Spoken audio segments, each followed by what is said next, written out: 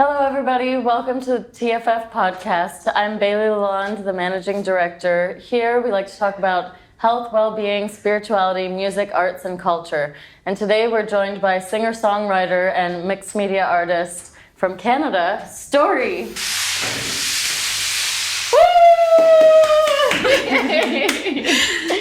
Hello. Here you are in London. You're back.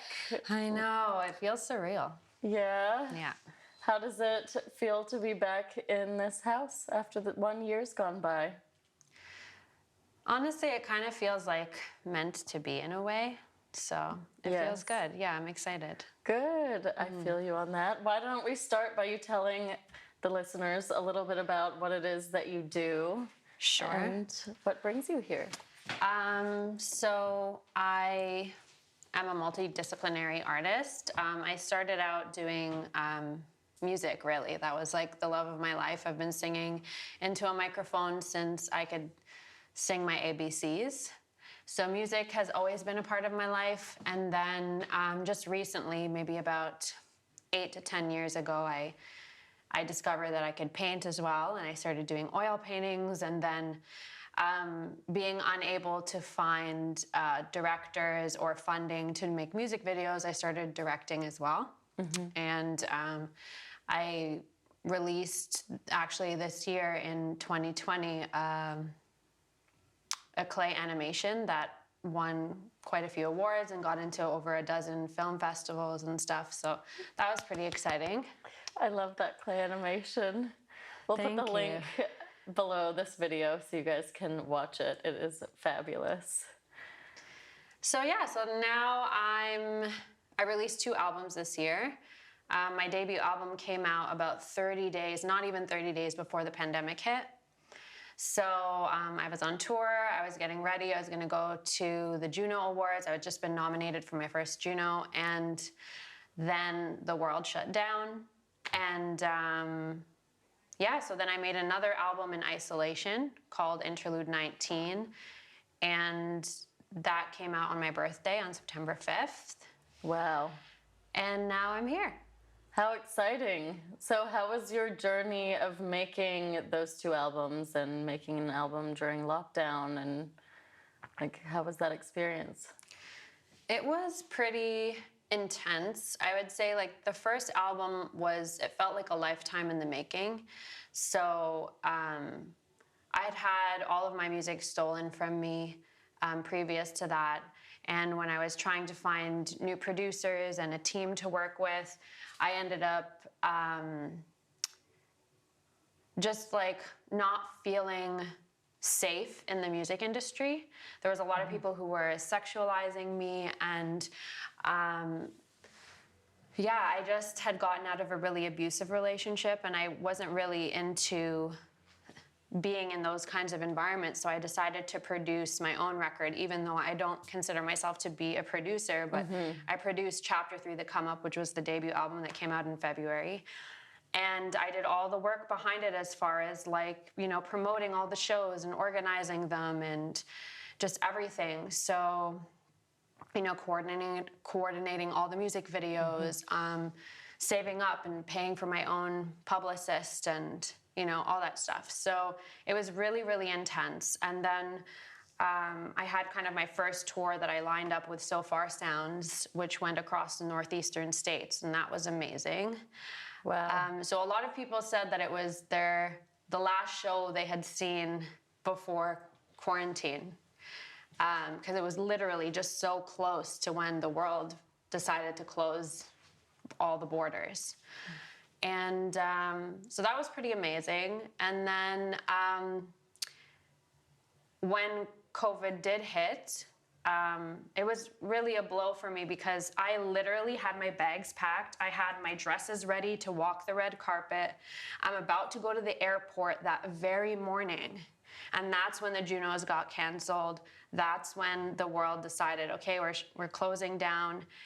And I was devastated. So I decided that after about a week of mourning and feeling bad for myself, I decided to count my blessings and be grateful for what I did have, which was a home, and my mother still had work, and I lived with her, and so we still had a roof over our heads and food and a time to really reflect. So I was like, okay, I had this idea to create this album called Interlude 19, which essentially would be what I perceive this time as an interlude in our lives. An interlude, by definition, separates two parts. It's a short kind of piece in between two sections. And COVID, even though it seems like it's such a long thing, is actually just a blip in time. It's like a flash in the pan, and it's transforming our lives for this kind of second half. So Interlude 19 is filled with songs that are all between 45 seconds and 3 minutes. They're all very short. So the whole record, even though it's 10 tracks, is only 16 minutes long. Wow. And I did it all virtually with musicians that I just knew from before, and we all did stuff online. And none of us actually saw each other in person, but we created this album in a very, very short time, so... Wow, so what an experience. So were all the people that you were working with in different parts of the world, or was everybody in Toronto but just kind of locked down, so not able to get together in person and work on the album?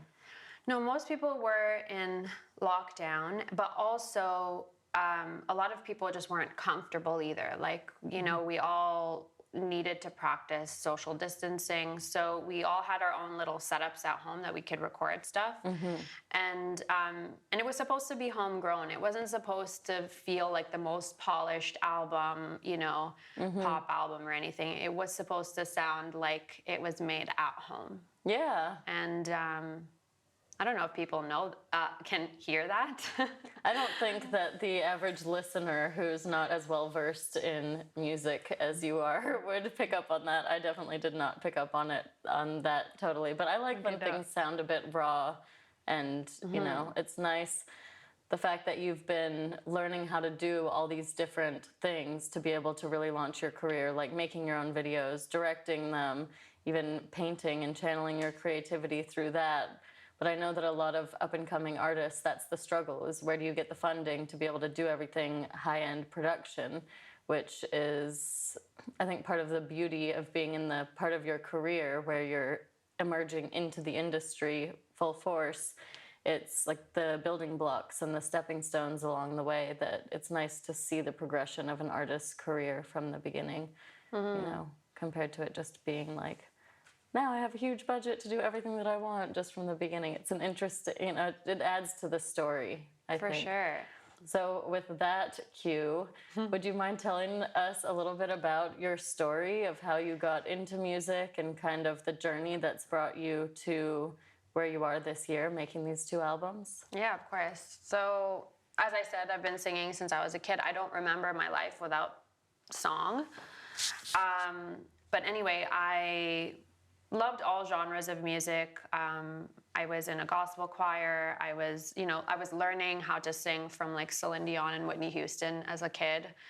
And then as I progressed, I went to university in opera, and I was studying classical music for a little bit. And then I wanted to still continue my pop career, and so I met this producer, and that's when my life took a 180. And I fell in love with this guy. It was my first relationship, and he basically put me into a strip club and took all my money and basically pimped me out and abused me for many years. And it was a very low point in my life, and I didn't know how I was going to get out of it. It was kind of like I woke up one day and I was like, how did I end up here, you know? And wow. I have chills all over. And yeah, so then I mean, he was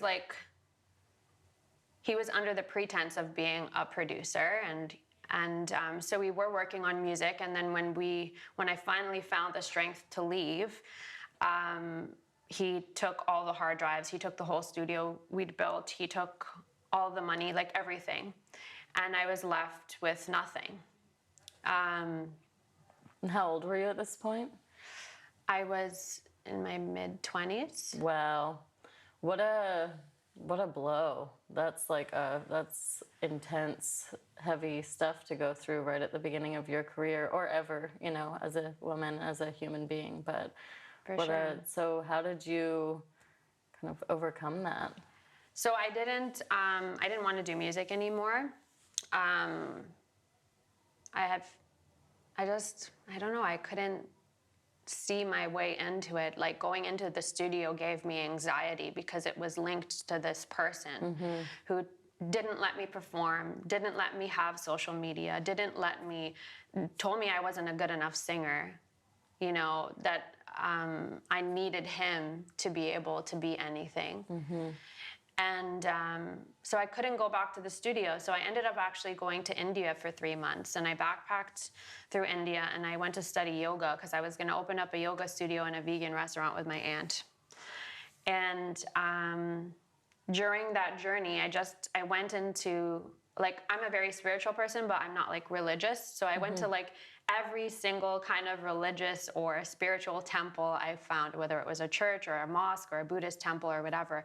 And I just prayed to the universe and I said, please just show me where I'm needed most. Universe, utilize me in the direction that you need me to go the most. I set my ego aside. It's not about that. Just show me what I need to do. And then all of these signs are just kind of telling me to come back into doing music. And there were a lot of little signs here and there, but then there was this one guy who was in my yoga class, and he's actually from London. Wow. And I hope that I get to see him again one day, but anyways. And he said to me, you don't just have a voice, you have a voice. And please go back to Canada, because I was going to stay in India and volunteer for a little while indefinitely. And he said, please go back to Canada and lock yourself in a room and paint and sing and write and do all your art forms. And if after 1 year it doesn't go anywhere, then fine. You can come back to India. But please, for the love of God, for the love of humanity, leave this volunteering shit to us normal people. You're not normal. Yay, that guy. Yeah. That's Robbie, amazing. Robbie. Yeah, so anyway, I listened to him and I went back to Canada and I worked my ass off. And again, I got abused here and there from different people in the music industry. And that's how I ended up writing Chapter 3, The Come Up, which is my debut album. It was, it's a concept album that parallels the music industry and the sex industry, and the exploitation in both, and the misogyny in both. And I found that it wasn't that much different from that world. So that album is really all about that. And so I encourage people, when they listen to it top down, because it is a concept album. And yeah. Wow, what an interesting thing to talk about in your music, because it seems, from talking to different people in the music industry, and I think it's more obvious in the sex work industry, but those kind of experiences and being taken advantage of by people in power, and basically exactly what you went through in your story, it seems like quite a very extreme version of quite a common story that people experience within the industry. So is that something that led you to want to be independent and pursuing this kind of as an independent artist rather than looking for a label or something like that to sign with? Yeah, I mean, I initially was looking for a label because I thought I needed that. I thought I needed this huge team to get a whole bunch of stuff done. And I still think that a big team is necessary to create a bigger platform. And I really hope that Storry as a brand has a much bigger platform, because I do think that what I'm saying is really important and needs to be heard and can help people and has helped people. But as far as working with people that I just really don't like as human beings, I'm not really interested in doing that, because you can't make art in those kinds of settings. You end up making really generic shit. And I'm not interested in doing that. I want to leave a legacy for the earth, for the world. And whether that is on a big platform or as a little platform and I have to do another side thing to like live, then so be it. But I think authenticity is key. Yeah, that's a really great realization to come to through all your experiences, because I think as an artist in general, you know, it's what are you saying? What do you want to say? And that's the really important part of speaking or creating from an authentic place. So even with all the intense ups and downs that you've been through, I think overall there's a sort of blessing found within it that it led you to be creating authentically from that place and creating the music that you're making. I remember at the exhibition last year that you performed at, as people were filtering in, you were just singing opera a cappella, and people were like, what is that? Where's that coming from? Is that opera? And you were just there, like live opera. It was such an epic dynamic of it. So you speak about how you've always been quite spiritual, not so much religious, but spiritual. And do you feel that ties into the music that you make and the art that you make? I do, because I have a very clear why I do things. And I think when you have a very clear why, then it is easy to find where you're going, you know, because you have a direction. Like you always know, okay, does this align with my why? So it's easier to make decisions. And also it gives you purpose. I think as far as humanity goes, we're all searching to be, you know, doing something for the world, to be giving something to the world. So having a why really gives you that purpose and connectivity to the rest of the world, because we're not as separate from each other as we would like to think we are. Exactly. I like that. And how does your family feel about your career path and what you're doing, moving here to London right now in this current situation in the world and following your passion? Well, you know, my mother was like, I'm gonna cry every day when you leave. But she did for a week, but then she got better. But honestly, they're very supportive. Obviously they miss me, and you know, my mother always just wants an easier life for me, because I've chosen a very hard path, and I've experienced a lot of hard things, and she just wants things to come to me now. She's like, you know, like this music path, it's so hard. I see you struggling, and it hurts her, you know, so that's hard. But aside from that, they're very supportive. They really believe in me. Yeah, well, as they should. You're a force to be reckoned with. I'm so excited for everyone here to hear you sing. So why don't you tell us a little bit about what you're doing here this week and what brings you to London as we speak? So I am going to be performing for the Christmas concert that Charlie Freeman is having. And we're going to have like a choir, and I'm going to be doing some solo Christmas tunes, and it's just going to be a whole lot of fun. So yes, come. Storry's our special guest for the event, and it's going to be very epic. We're going to have some Christmas elves and Santa himself present for the singing out the window on Portobello Road. Some really hot Christmas elves, just so you know. Stay tuned for more information.